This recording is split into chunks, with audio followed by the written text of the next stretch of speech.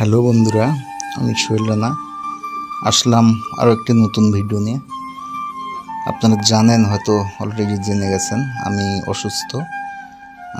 এ পর্যন্ত 10 থেকে 11টা স্যালাইন আমার শরীরে চলছে, ক্যানুলাতে পুশ করা আছে। তো আমার মাঠে গিয়ে ভিডিও করা এই মুহূর্তে একটু মুশকিল।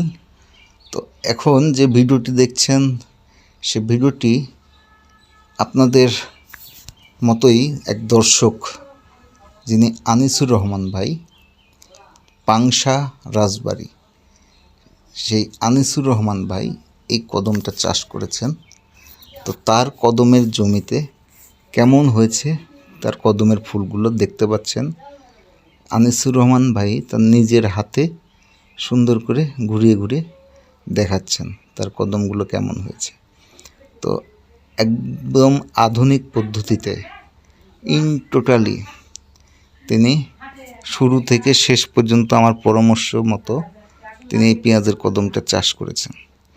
এবং পেঁয়াজের কদম যখন চাষ করেছেন, তখন তিনি প্রতিনিয়ত আমাকে টুকটাক বিভিন্নভাবে পরামর্শের জন্য ফোন দিত, এখনও দেয়। তো উনি তার পেঁয়াজের কদমের জমি থেকে ভিডিওটি যখন করে আমাকে পাঠিয়েছে এবং বলেছে, ভাই দেখেন, এই যে বীজটা যে দানা বসা শুরু হয়েছে, বীজ ইনশাল্লাহ প্রচুর বীজ হবে, অনেক ভালো বীজ হবে। আশা করা যাচ্ছে আপনারা যে 200 কেজির কথা বলেন, আমিও 200 কেজির মতো বীজ পাবো। এটা হচ্ছে লালতির অফিস হাইব্রিড। এই বীজটা আমি এরকম পাবো। তো একটু কষ্টই হচ্ছে। আমি আনিস ভাইয়ের নাম্বার সহ তার ঠিকানা দিয়ে রাখছি।